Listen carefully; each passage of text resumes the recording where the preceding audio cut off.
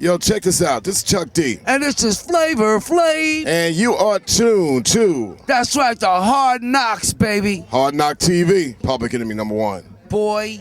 Hey, yo, Chuck, man, I don't understand this, man. Yo, you got to slow down, man. You losing. Radio.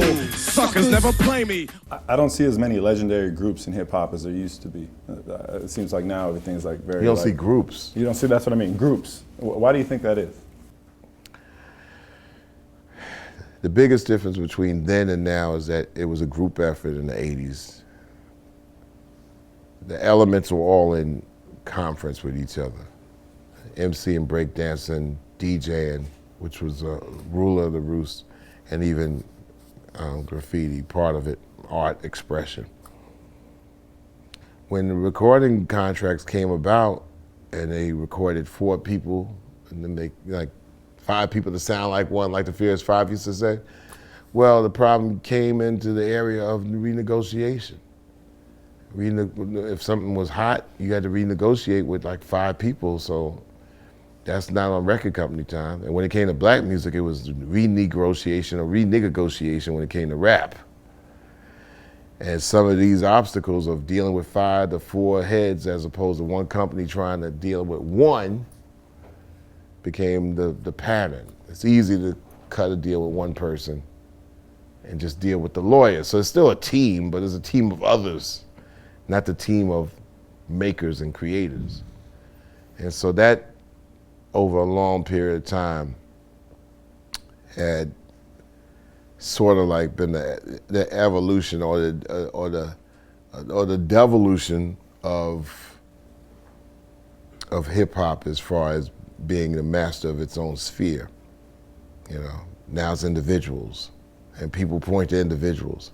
And I'm telling you, there ain't no one person can do it better than a group that's wired right, that's on focus and on point. They might get paid more money, but that's probably it. Or, you know, they might get all the exposure. Like, for example, I think Jay-Z and Kanye West, if you took the amount of radio play that they've had over the last 20 years, you know, I mean, I think it's probably 10,000 times, has to be 100,000 times anybody had gotten in the 80s and 90s. 100,000 times. Like when you hear a record like 16 times a day. Those rap records didn't do that. Nobody made that happen. So therefore, all those spoils go to that one situation now. So. You have legends, but they're individual legends. Don't believe the hype. Don't believe the hype. Don't believe the hype. I can't believe it's been 27 years since the Texan Nation came out. I can. 26 years. I read that the first 2 copies you gave to Dr. Dre and Eazy-E. They were copies that I had, and we played in Vegas together. And they were back there. I'm like, man, boom. And when I left them, they were staring at it, turning it over, like this is the shit, which I think it influenced them to make, you know, Straight Outta Compton. What was your take on N.W.A. at the time? They were nice young guys. They were they threatening? Not to us.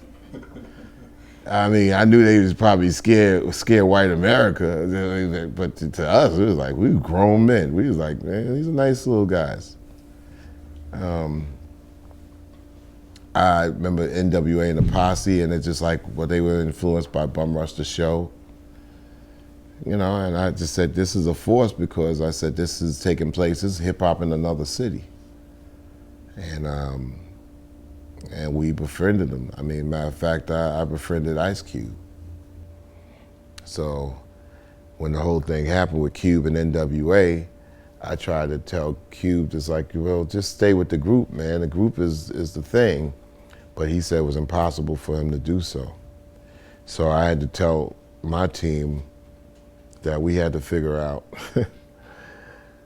we didn't want to like jar their situation by like, but he wasn't gonna go back to the situation. So we had to agree to helping Ice Cube, you know, make his first album.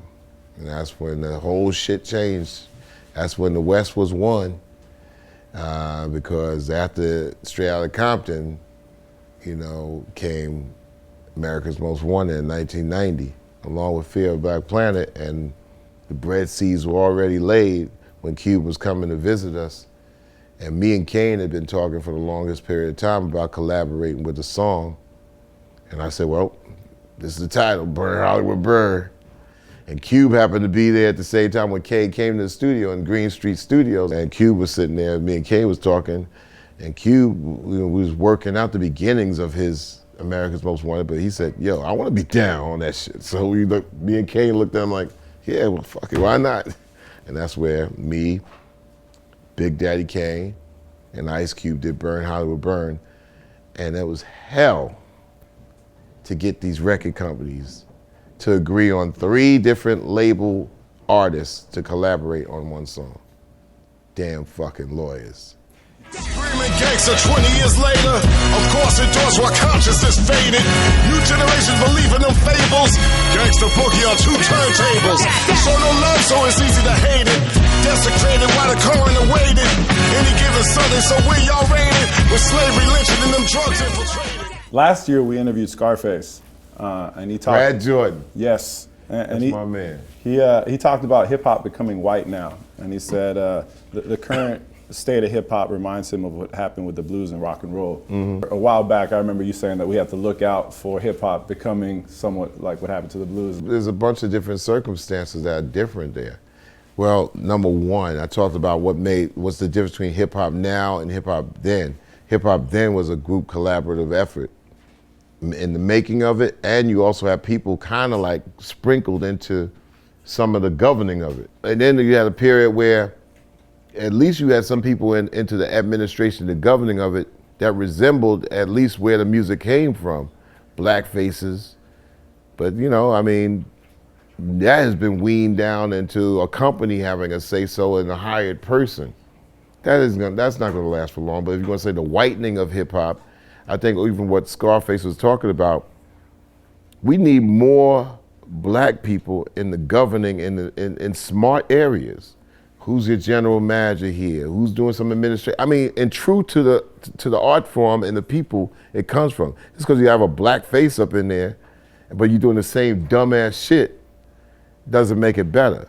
So we need black people who are accountable into the runnings of hip hop and curating it, as well as everybody else. Because I mean, culture is supposed to be spread to everybody, and it's supposed to be shared.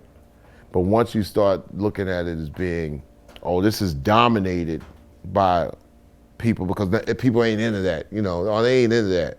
But at the end of the day, the people that's making decisions happen to say, wow, okay, I know white people are into hip hop, but everybody is here, it's gonna govern this, gonna be white, and there's not gonna be any black participation in there. So it's a two-sided thing. You wanna be hard on the importance of administering it and being in key areas instead of always being on the stage and making a song. And you know, you gotta be in all areas. It should be diverse in all areas, and you gotta really seriously put an effort into curating the art to teach young black kids in schools, as well as just saying, okay, at the end of the day, you're gonna just consume it. Whenever you throw it out there and say, okay, you know, we need people to consume this and just be consumers, and you don't teach, then anything goes. But you got to teach this art form, because when you teach this art form, you're teaching history. You're teaching history and the legacy of a people too. It's very important. So you just can't have a person that's unqualified running the administration of your art form. So you got to teach people to at least be enthusiastic to know that they could be qualified. So it's important for people to know the importance of knowing that they have a shot at working inside the music business, as well as this thing that there's just going to be somebody who's going to buy the product and consume. That's just wackery. So that's what Scarface was talking about. He says, like, where's the people, where's the diversity behind the scenes? You look on television right now, you see a lot of diversity on the camera, but behind the scenes, you're like, wow, this company is just is not as diverse as what they're putting on the forefront. That's helpful.